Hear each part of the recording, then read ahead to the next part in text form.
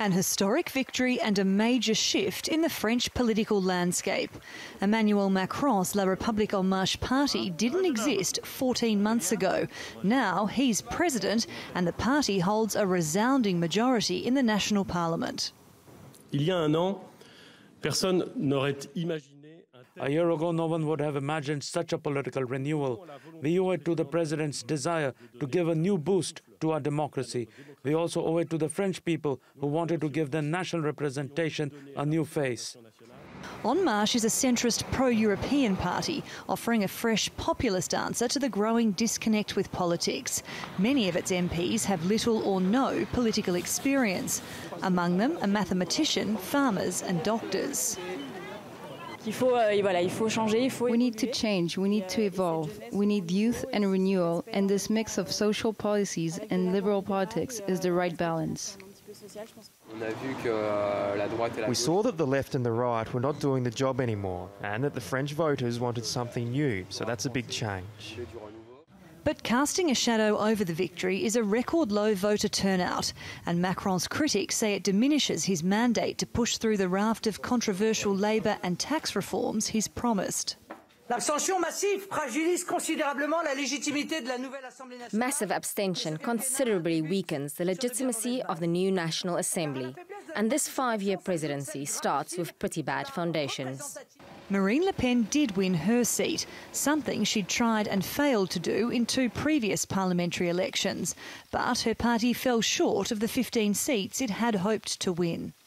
Traditionally, French politics has been dominated either by the Republican Party on the right or the Socialist Party on the left, but both have been humiliated in this election, and by a party made up of many newcomers who have really shaken up the political class in this country.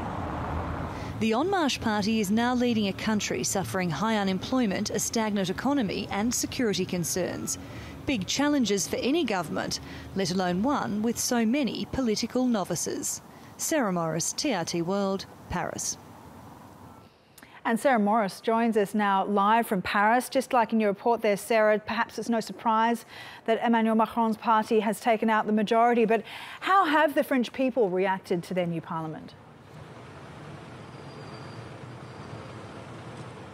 Well, it does depend a little bit on where your political allegiances lie, but generally speaking, there is an optimism surrounding this election and perhaps even a sentiment of goodwill towards President Macron and his new team that he's assembled here in Parliament, particularly when it comes to the economy. There is great hope that he can restore the economy here in France, which of course is lagging, and he can get through his rather controversial labour laws. Now, the markets seem to like what's happened here. Of course, they always like stability, and we've seen the French stocks go up in value this morning. But of course, as I mentioned earlier there in the report, there is a cloud hanging over this election, and that of course is the voter turnout and how low it was. Now on this, I'd like to bring in the political commentator Alexandra Kushner, who joins me now. Alexandra, low turnout, record low in fact. Any idea why? Well, it's been a very long political year, and I feel that we have a sort of electoral and democratic fatigue going on in the country. We've been asked to vote for 8 times this year.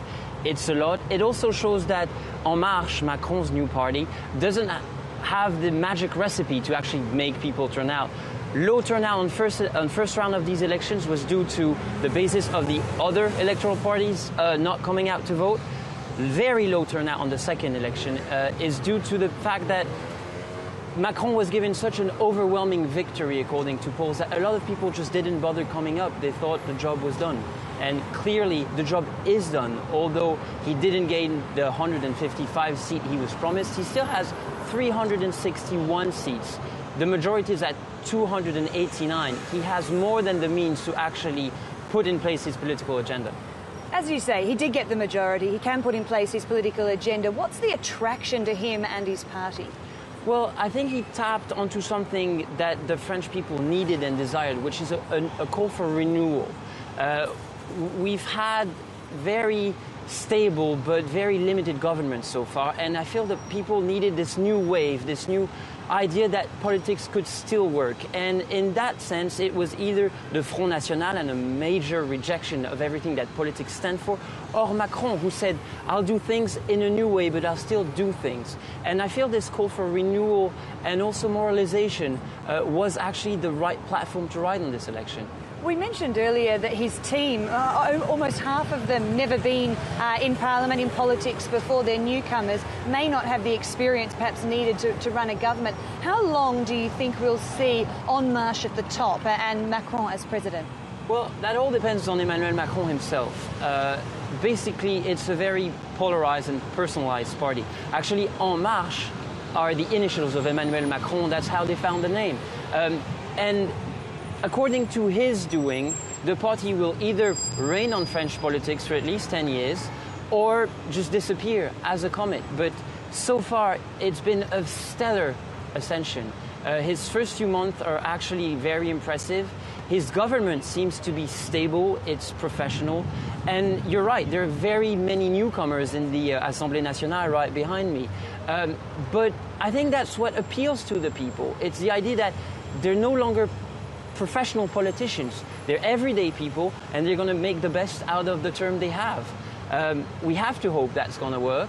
If it doesn't, it's going to be very long and difficult 5 years. Alexandra Kushner, thank you so much for your pleasure. time. Well, there's a bit of time will tell here on this story. I know it's an awful cliche, but I think it is, in fact, the truth. But what is definite for sure now, that the political landscape here in France has been well and truly rocked over the last couple of months, and particularly now with a brand new team in the Parliament behind me that 14 months ago no one would have even dreamt of.